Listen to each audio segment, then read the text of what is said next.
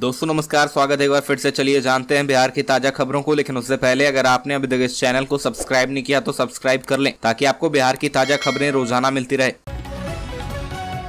सबसे पहली और बड़ी खबर, आरजेडी जदयू के सैकड़ों कार्यकर्ता बीजेपी में होंगे शामिल। पहली बार दरभंगा आएंगे प्रदेश अध्यक्ष सम्राट चौधरी, आरसीपी सिंह भी रहेंगे मौजूद। बिहार बीजेपी के प्रदेश अध्यक्ष सम्राट चौधरी पहली बार दरभंगा आ रहे हैं। साथ में जदयू खेमे से भाजपा में आए पूर्व केंद्रीय मंत्री आरसीपी सिंह भी साथ में रहेंगे। भाजपा ने अपने प्रदेश अध्यक्ष के स्वागत के लिए जोरदार तैयारी की है। प्रदेश अध्यक्ष का यह सम्मेलन महागठबंधन के सभी घटक दलों, मुख्य तौर पर आरजेडी और जदयू से भाजपा में शामिल हो रहे हैं। दरभंगा के कई कद्दावर नेता के लिए सम्मेलन रखा गया है। बीजेपी की नजर राजद सहित पूरे महागठबंधन के वोट बैंक पर है।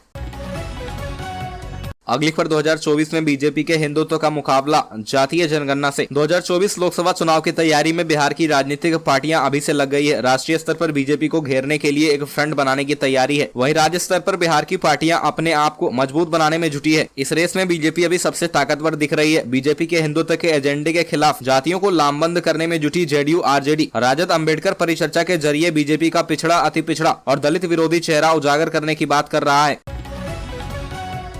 अगली खबर, पटना हाईकोर्ट का फैसला, फाइनेंस कंपनियां एजेंटों के बल पर गाड़ी जब्त नहीं कर सकती। गाड़ियों की लोन की किस्त ना चुकाने पर बैंक व अन्य फाइनेंस कंपनियां अपने रिकवरी एजेंटों के जरिए जबरन तमंचे की जोर पर गाड़ी जब्त नहीं कर सकती है। गाड़ियों को जब्त और नीलाम करने के मामले में पटना हाईकोर्ट ने मंगलवार को महत्वपूर्ण फैसला लिया है। हाईकोर्ट ने ऐसा करने वाले आरोपी एजेंट एवं अन्य के खिलाफ केस दर्ज करने का आदेश दिया है। कोर्ट ने सभी एसपी को निर्देश दिया है कि वे सुनिश्चित करें कि कोई रिकवरी एजेंट बिना सक्षम प्राधिकार के आदेश के बिना गिरवी पड़ी गाड़ियों को जब्त नहीं करे। अगली खबर, विपक्ष जोड़ेंगे नीतीश कुमार, केसी त्यागी खत्म करेंगे तकरार। बिहार के मुख्यमंत्री नीतीश कुमार ने हाल ही में वरिष्ठ राजनेता केसी त्यागी को जनता दल यूनाइटेड का विशेष सलाहकार और राष्ट्रीय प्रवक्ता बनाया है। अब इस नियुक्ति को विपक्षी एकता के लिहाज से काफी अहम माना जा रहा है। कहा जा रहा है कि त्यागी भारतीय जनता पार्टी के खिलाफ 2024 लोकसभा चुनाव में विपक्षी दलों को लामबंद करने में बड़ी भूमिका निभा सकते हैं। त्यागी का कहना है कि नीतीश कुमार मेरे पसंद के नेता है। मैंने उनसे संगठन की जिम्मेदारियों से मुक्त करने की अपील की थी।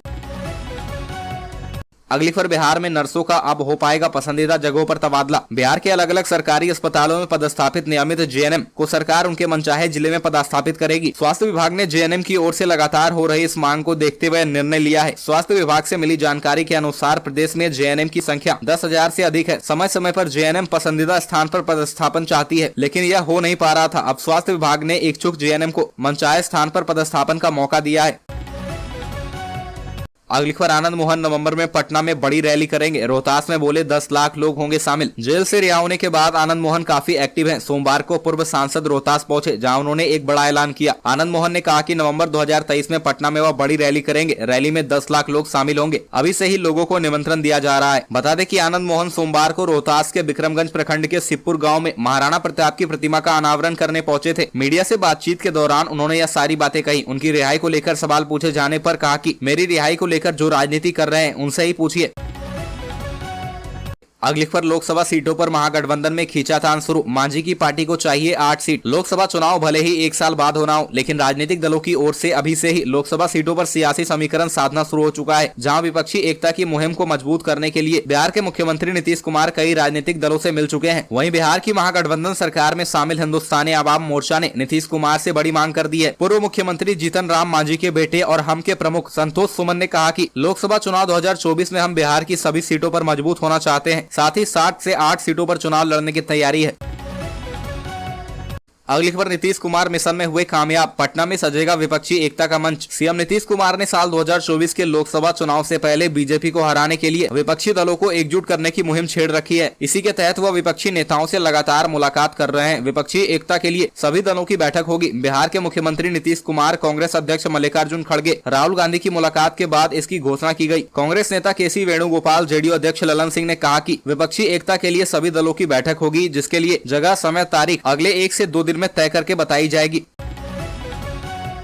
अगली खबर, जमुई में 2 साल की बच्ची से हैवानों ने की दरिंदगी, दुष्कर्म के बाद हत्या। बिहार के जमुई जिले में 2 साल की बच्ची का अपहरण, दुष्कर्म और हत्या की गई और आरोपी को गिरफ्तार कर लिया गया है। पुलिस ने मंगलवार को यह जानकारी दी है। ऋषि कुमारी रविवार से लापता थी और मंगलवार की सुबह उसका शव कूड़ेदान के पास बरामद किया गया। जांच के दौरान सामने आया कि आरोपी रंजीत मांझी ने घर में आकर उसका अपहरण कर लिया। पीड़िता नगर थाना अंतर्गत खैरमा मोहल्ले में स्थित अपने घर के बाहर खेल रही थी और मांझी ने उसे उठाकर जूट के बैग में डाल लिया। वह बच्ची को सुनसान जगह पर ले गया और उसके साथ दुष्कर्म किया। दुष्कर्म के बाद आरोपी ने गला दबाकर उसकी हत्या कर दी और कचरे में फेंक दिया।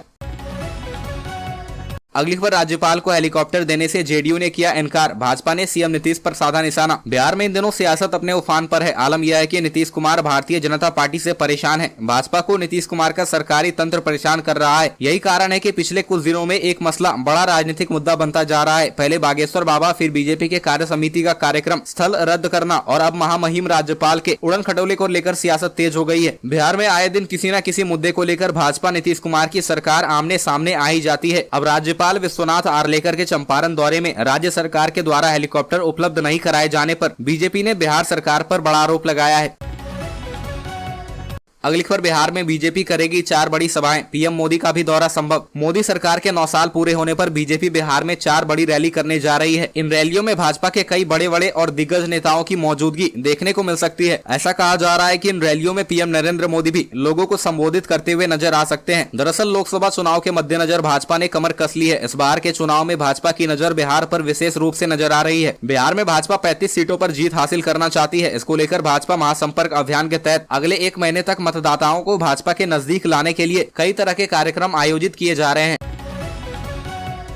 अगली खबर, पटना का महावीर मंदिर इस साल खर्च करेगा 22 करोड़ 60 लाख रुपए। मरीजों के इलाज और भक्तों के खाने पर होगा खर्च। महावीर मंदिर न्यास समिति के सचिव आचार्य किशोर कुणाल ने कहा कि परोपकार व गरीबों की सहायता के मामले में महावीर मंदिर काफी बड़ा काम कर रहा है। महावीर मंदिर और इसके अस्पताल में रोगियों के इलाज व भक्तों के निःशुल्क भोजन पर चालू वित्तीय वर्ष में 22 करोड़ 60 लाख रुपए खर्च होंगे। महावीर कैंसर संस्थान में 18 साल तक के कैंसर पीड़ितों के निःशुल्क इलाज पर 5 करोड़ 50 लाख रुपए खर्च होंगे। भक्तों को अयोध्या में राम रसोई व सीतामढ़ी में सीता रसोई में निःशुल्क भोजन कराने का 3 करोड़ 50 लाख रुपए खर्च होंगे।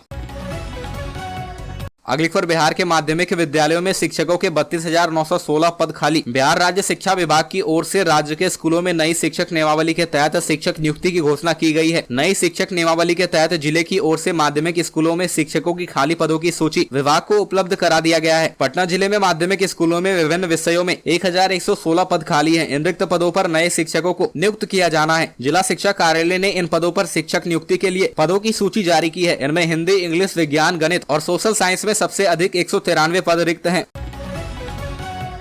अगली खबर, नियोजित शिक्षकों के मुद्दे पर सुशील मोदी ने वाम दलों को दी चुनौती, कहा हिम्मत है तो समर्थन वापस लें। बिहार के पूर्व उप मुख्यमंत्री और राज्यसभा सांसद सुशील कुमार मोदी ने कहा कि शिक्षक नियुक्ति की नई नियमावली के विरुद्ध आंदोलन करने वालों की जायज मांगों पर सरकार समर्थक वामपंथी दल केवल घड़ियाली आंसू बहा रहे हैं। यदि हिम्मत है तो वामपंथी दल शिक्षकों की मांग के मुद्दे पर नीतीश कुमार से समर्थन वापस लेने का निर्णय करें। सुशील मोदी ने कहा कि सरकार नियोजित शिक्षकों की बात सुनने के बजाय उन्हें धमका रही है। उन्होंने कहा कि 2019 में टीईटी उत्तीर्ण कर नियुक्ति पत्र की प्रतीक्षा करने वाले हजारों अभ्यर्थी को सरकार धोखा दे रही है। अगली खबर, आरसीपी सिंह बोले नीतीश कुमार में चुनाव लड़ने की हिम्मत नहीं। आरसीपी सिंह ने दावा किया कि नीतीश कुमार में चुनाव लड़ने की हिम्मत नहीं बची है। वो 2005 से मुख्यमंत्री हैं और आज तक चुनाव नहीं लड़े हैं। ग्रामीण विकास मंत्री श्रवण कुमार की चुनौती पर आरसीपी सिंह ने जवाब दिया है। सोमवार को नालंदा में श्रवण कुमार ने कहा था कि नीतीश कुमार यहां से चुनाव लड़ते हैं तो रिकॉर्ड 3 लाख वोट से जीतेंगे। आरसीपी सिंह ने कहा कि हमारे सभी लोग यहाँ इकट्ठा है। नालंदा जिले में भाजपा को इतना मजबूत कर देना है कि मुख्यमंत्री नीतीश कुमार को नालंदा की तरफ झांकने में काफी परेशानी हो। उन्होंने यह भी कहा कि नरेंद्र मोदी तीसरी बार भारत के प्रधानमंत्री बनेंगे। अगली खबर, नीतीश कुमार को बिहार की चिंता नहीं, बोले जायसवाल। बीजेपी के खिलाफ विपक्षी एकता को मजबूत करने में मुख्यमंत्री नीतीश कुमार लगे हैं। इसे लेकर वह विपक्षी दलों के नेताओं से मिल रहे हैं। बीते दिनों उन्होंने कांग्रेस नेता राहुल गांधी, मल्लिकार्जुन खड़गे, अरविंद केजरीवाल, अखिलेश यादव, ममता बनर्जी, नवीन पटनायक सहित कई नेताओं से मिलकर विपक्षी एकता को मजबूत करने की बात कर रहे हैं। नीतीश कुमार की इस मुहिम पर बीजेपी लगातार हमलावर है। बीजेपी नेता संजय जायसवाल ने एक बार फिर नीतीश कुमार पर हमला बोला है। पटना में पत्रकारों से बातचीत करते हुए संजय जायसवाल ने कहा कि नीतीश कुमार जी पर्यटन कर रहे हैं, पूरे देश का भ्रमण कर रहे हैं, जहां जाते हैं उनके सपोर्ट में 2 शब्द बोलते हैं,